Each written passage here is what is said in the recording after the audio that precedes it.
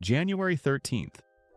That's the date 5 pieces of Florida legislation move from committee proposals to active bills that will reshape every property tax statement, every zoning map, and every investment calculation in this state. I'm talking about a property tax elimination plan that could cut your bill by 60%, a $50,000 penalty tax on professional landlords, and a zoning bypass law that gives developers the power to override your city council. This isn't speculation. These bills are already filed, and the first hearings start next week. If you own property in Florida or you're planning to buy, your net worth is about to shift. Here's what's coming, and listen, if you're tired of these other channels giving you surface-level news that doesn't actually help you make decisions, if you're exhausted by the clickbait headlines that promise insider knowledge and deliver nothing but recycled talking points, then you're in the right place. I'm not here to waste your time with 10 minutes of intro music and life stories before I get to the point. I'm here to give you the information you need right now, today, so you can make intelligent choices about your property, your investments, and your financial future in Florida. So, if that sounds like what you're looking for, go ahead and hit that like button and subscribe to this channel, because we're about to go deep on the 5 laws that could change everything overnight. And you're not going to find this analysis anywhere else. Now let's get into it. Here's why you can't afford to miss this. Florida's legislature is about to vote on 5 bills that will fundamentally alter the cost structure, the development landscape, and the competitive dynamics of property ownership in this state. Most channels are still talking about insurance rates and hurricane rebuilding, and those are important topics, but they're missing the legislative earthquake happening in Tallahassee right now. The core threat and opportunity here is this. If you're a homeowner, your tax bill might be about to drop by more than half, but your neighborhood's zoning protections might disappear at the same time. If you're an investor, you could face a $50,000 penalty for expanding your portfolio, or you could capitalize on the live local expansion that just opened up tax-exempt development for projects as small as 50 units. If you're a buyer, the institutional landlords who have been outbidding families since 2021 might suddenly pull back, creating a window you haven't seen in years. We're not just reading you the bill summaries here. We're connecting the dots between property tax reform, zoning bypasses, and the war on professional landlords. We're explaining how these 5 laws interact with each other, how they shift market incentives, and what the ripple effects look like in 6 months. And here's the myth I need to bust right now. The myth is that Florida real estate is a settled market where the big moves already happened. The truth is that legislative changes create more market volatility than interest rate shifts ever could. January 13th is the trigger date, and if you're not tracking these bills, you're already behind. So let's break down each one of these laws and show you exactly what changes overnight. First up, House Joint Resolution 201, and this is the flagship proposal to eliminate the non-school portion of property taxes for all homesteaded properties in Florida. This isn't a reduction. This is a full elimination of one of the 2 major components of your property tax bill. Right now, Florida property taxes are split into 2 buckets: school taxes and non-school taxes. The non-school portion funds county services, infrastructure, and local government operations, and it typically represents 55 to 60% of your total bill. HJR 201 proposes to zero out that non-school portion for any property that qualifies for homestead exemption. If you're living in a home assessed at $400,000 and you're currently paying $6,000 a year in property taxes, this law would cut that bill down to around $2,400. Let that sink in for a second. Your annual property tax bill gets cut by almost 2/3. Now here's the speculation part, and this is where it gets interesting. This is the nuclear option for Florida's tax structure. If this passes, Florida becomes the cheapest state in the country to hold homesteaded real estate, period. The immediate effect is that the carrying cost of owning a primary residence drops dramatically, which increases purchasing power and pushes home values up. Think about it this way. If you're a buyer looking at a home right now and you're calculating what you can afford, you're factoring in your mortgage payment, your insurance, and your property taxes. If property taxes suddenly drop by 60%, you can afford a more expensive home with the same monthly budget. That means demand goes up, which means prices go up. But here's the conflict, and this is what nobody is talking about. Counties lose billions in revenue. Billions. They're not just going to absorb that loss and cut services quietly. They'll either cut services, which means worse roads, fewer parks, less infrastructure maintenance, or they'll find new revenue sources. Watch for potential increases in sales taxes, impact fees, or assessment increases on non-homestead properties to fill the gap. And here's the kicker. The market reaction starts the moment this clears committee next week, not when it becomes law. Smart investors don't wait for laws to pass. They position themselves based on legislative momentum, and if HJR 201 starts moving through committees with strong support, you're going to see home prices start climbing immediately because buyers will be calculating their future tax bills into their offers today. But while homeowners might celebrate a tax cut, there's another law moving through the same session that could strip away the zoning protections that have kept your neighborhood stable for decades. House Bill 299 and Senate Bill 354 create a new classification called Blue Ribbon Projects. These are developments that meet specific affordability or workforce housing criteria and receive mandatory administrative approval, bypassing traditional local zoning boards and public hearings. Under current Florida law, any major development has to go through a lengthy approval process involving city councils, zoning boards, neighborhood input sessions, and compatibility reviews. Blue Ribbon projects skip all of that. If a developer meets the state-defined criteria, usually a mix of affordable housing units, workforce housing, or specific density thresholds, they get automatic approval at the administrative level. Your city council doesn't get a vote. Your neighborhood association doesn't get a hearing. The project moves forward. This is where the overnight value shift happens, and I need you to really understand this because it's going to affect different properties in completely opposite ways. If you own a single-family home in a quiet residential area and the vacant lot next to you qualifies as a Blue Ribbon project, you could wake up to a 60-unit apartment complex under construction with zero community input. Your property value could drop because of the density shift and the loss of that residential quietude that made your neighborhood desirable in the first place.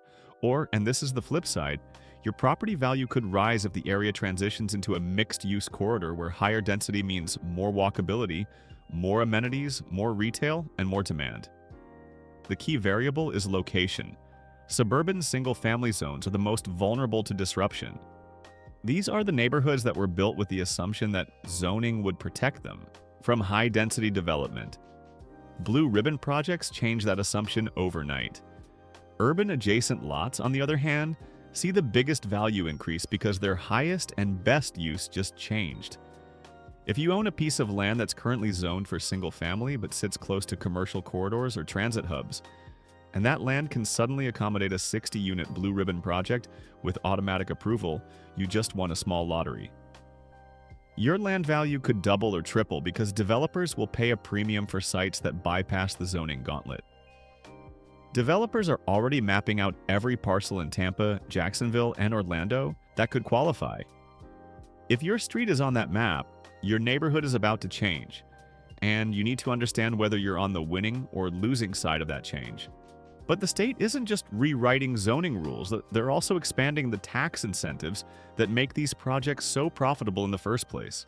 Senate Bill 1350 updates the 2023 Lev Local Act by lowering the minimum unit threshold from 70 units to 50 units and increasing the rent caps by 9% for 2026. The original Live Local Act was designed to incentivize large-scale multifamily development by offering property tax exemptions and expedited permitting. But the 70-unit minimum meant only big institutional developers could qualify. The land costs, the construction costs, the financing requirements, it all added up to a scale that boutique developers and smaller operators couldn't reach.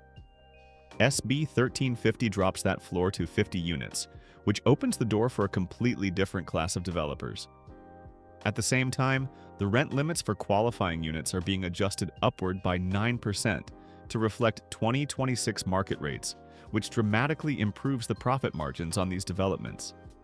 This is a game changer for the missing middle. The missing middle refers to the gap between single-family homes and large apartment complexes. Think townhomes, small condo buildings, and 50 to 100 unit multifamily projects. These have been almost impossible to build profitably in Florida because of high land costs, impact fees, and property taxes.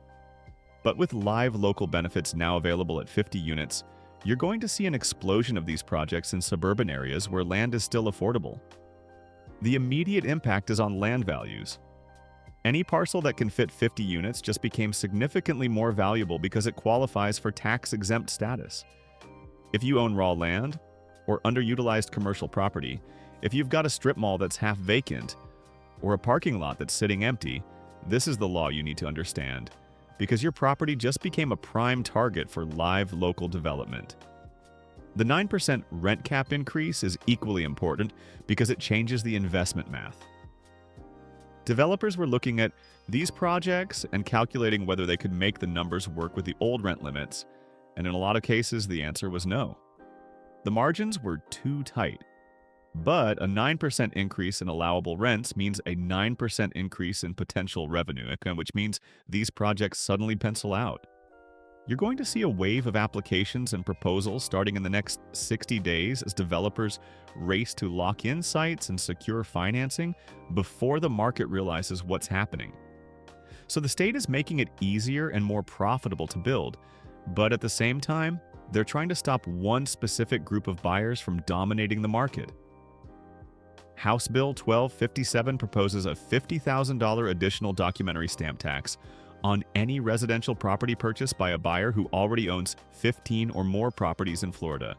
Documentary stamp taxes are already part of every Florida real estate transaction. They're calculated as a percentage of the purchase price and paid at closing.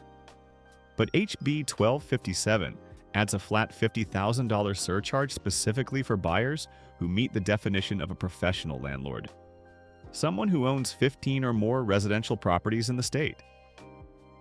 The stated goal is to fund first-time home buyer assistance programs and reduce the competitive advantage institutional investors have over individual buyers. This is the first time Florida has ever considered a penalty tax specifically targeting property ownership concentration, and the implications are massive. Institutional buyers, think Wall Street-backed single-family rental companies, large landlord portfolios, and investor syndicates, have been driving bidding wars since 2021. They have cash, they close fast, and they've pushed prices up by 40% in some markets.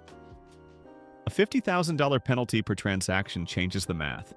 If you're buying a $300,000 rental property and you already own 15 others, your effective acquisition cost just jumped to $350,000. That's a 17% penalty, and it could force institutional buyers to either slow down their purchasing or shift to other states. The immediate effect: if this passes, you're going to see a cooling in the mid-tier single-family rental market because the biggest buyers just got priced out. But here's the nuance. This doesn't affect small landlords. If you own 5 properties, 10 properties, even 14 properties, you're not subject to this tax. This is specifically designed to target the large-scale operators who have been accused of squeezing families out of the market. The question is whether $50,000 is enough to actually change behavior, or whether institutional buyers just absorb the cost and keep going. My speculation is that it depends on the market. In high-value markets like Miami or Naples, where properties are already expensive, $50,000 surcharge might not move the needle. But in mid-tier markets like Jacksonville, Lakeland, or Fort Myers, where properties are selling for $250,000 to $400,000, a $50,000 penalty is significant enough to make institutional buyers think twice. Watch for institutional capital to start flowing toward Texas, Georgia, and the Carolinas if this law passes, and watch for individual buyers to suddenly have more leverage in bidding wars because their biggest competition just got handicapped. But while the state is trying to limit who can buy, they're also trying to stabilize the tax burden for the investors who are already here. House Joint Resolution 213 restructures Florida's Save Our Homes assessment caps by proposing a 15% cap on non-homestead properties and introducing a 3-year appraisal cycle to prevent annual tax shock. Right now, Florida's Save Our Homes law caps annual assessment increases at 3% for homesteaded properties, But non-homestead properties, rentals, second homes, commercial buildings, have no cap. When property values surge, non-homestead owners face massive tax increases that can double or triple their bills in a single year. This is called the welcome stranger problem. Long-term homeowners pay taxes based on suppressed valuations because their assessments can only go up 3% per year, while new buyers and investors pay taxes based on current market values because there's no cap. HJR 213 tries to fix this by capping non-homestead assessment increases at 15% per year and spreading appraisals across a 3-year cycle so that not every property gets reassessed in the same year. This is all about predictability. Florida has been hemorrhaging real estate investors over the past 2 years because of uncontrolled property tax increases. When you buy a rental property for $500,000 and your tax bill jumps from $4,000 to $12,000 in year 2, your investment model collapses. Your cash flow disappears, your return on investment craters, and you're stuck with a property that's losing money every month. A 15% cap doesn't eliminate increases, but it makes them manageable and predictable. You can model a 15% annual increase into your investment pro forma. You can plan for it, you can budget for it, and you can make intelligent decisions about whether a property makes sense long term. The 3-year appraisal cycle smooths out the volatility so you're not hit with a sudden reassessment the moment you close. Instead of every property in the county getting reassessed in the same year, appraisals get staggered across 3 years, which means some properties get reassessed this year, some next year, and some the year after. For investors, this law could be the difference between staying in Florida and selling off portfolios. For the market, it stabilizes pricing, because buyers can now model their tax costs with confidence instead of guessing at future increases. So those are the 5 laws, but here's what nobody is talking about: how they interact with each other to create entirely new market dynamics. These 5 laws don't exist in isolation. They're part of a coordinated legislative strategy to reshape Florida's real estate market from the top down. Think about how these laws stack. HJR 201 cuts property taxes for homeowners, which increases home affordability and pushes more buyers into the market. Blue Ribbon projects and Live Local Act expansion increase housing supply by making it easier and cheaper to build multifamily developments. HB 1257 reduces competition from institutional landlords, giving individual buyers more leverage. And HJR 213 stabilizes tax costs for the investors who remain, preventing the exodus that's been building over the past 2 years. This is a balancing act. The state is trying to make homeownership more affordable, increase housing supply, and limit investor dominance, all at the same time. But here's the tension, and this is where things get complicated. If property tax cuts and investor penalties drive up demand while Blue Ribbon projects flood the market with new supply, you get a price stabilization scenario where home values stop climbing but don't crash. That's the best case outcome. Prices level off, inventory increases, buyers get more choices, and the market reaches a sustainable equilibrium. The worst case outcome is that Blue Ribbon projects get abused by developers who build low-quality, high-density projects in inappropriate locations, which degrades neighborhoods and creates long-term value destruction. You end up with neighborhoods that lose their character, property values that decline because of poor development choices, and communities that feel like they've been steamrolled by state mandates. The other risk is that the $50,000 landlord tax drives institutional capital out of Florida entirely, which could collapse rental housing supply and push rents even higher. If institutional landlords start selling off their portfolios and no one steps in to buy those properties and keep them as rentals, you end up with a rental shortage that makes the affordability crisis even worse. Watch for unintended consequences in the 6 months after these laws take effect, because legislative solutions always create new problems, and the smart money is already thinking 3 moves ahead. So, what does this mean for you, and what should you be watching for in the next 30 days? Here's the bottom line. January 13th is the day these 5 bills move from proposals to active legislation. They're not law yet. They still have to pass committee votes, floor votes, and potentially a constitutional amendment process for the joint resolutions. But the market doesn't wait for laws to pass. The market reacts to news, momentum, and legislative signals. Smart money is already repositioning based on the assumption that at least some of these bills will move forward. If you're a homeowner, you need to understand that your tax bill might drop significantly, but your neighborhood's zoning protections might disappear at the same time. That's the trade-off. Lower taxes, less control over what gets built next door. If you're an investor, you need to model the $50,000 penalty tax into your acquisition strategy and decide whether Florida is still the right market for portfolio expansion. If you're close to that 15 property threshold, you might want to accelerate purchases before the law takes effect, or you might want to pause and see if institutional buyers start exiting the market and creating better opportunities.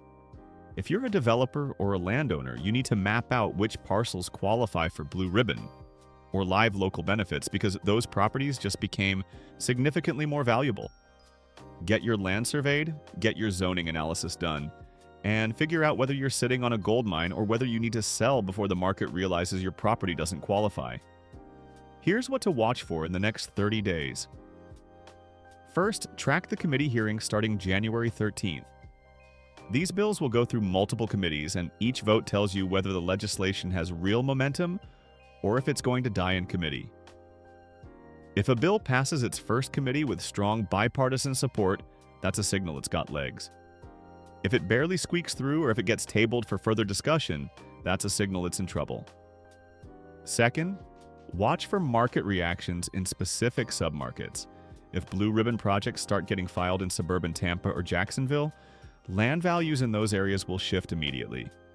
You'll see it in the listing prices, you'll see it in the offers, and you'll see it in the investor interest. Third, watch for institutional investors to either double down on Florida before HB 1257 passes, or to start liquidating portfolios and shifting capital to other states. You'll see this in the data. If large landlords start offloading properties in bulk, that's a signal they're pricing in the penalty tax and getting out while they can still sell at favorable prices. And finally, watch for the local government response. Counties and cities are about to lose billions in revenue if HJR 201 passes, and they're not going to sit quietly. Expect to see proposals for new sales taxes, impact fees, or special assessments to fill the gap. The fight over how to replace that lost revenue will shape Florida politics for the next 2 years, and it will directly affect your property taxes, your impact fees, and your cost of living. If you want to stay ahead of these legislative changes, if you want the analysis before the mainstream media catches up, and if you want to understand what's happening in Florida real estate before it becomes obvious to everyone else, subscribe to this channel. We're tracking every bill, every committee vote, and every market shift so you don't have to. This is the Intel Circle for people who make decisions based on data, not headlines. We're not here to sensationalize or fearmonger. We're here to give you the information you need to make intelligent choices about your property, your investments, and your financial future in Florida. So hit that subscribe button, turn on notifications, and we'll see you in the next one where we'll be tracking exactly what happens on January 13th and how the market reacts in real time.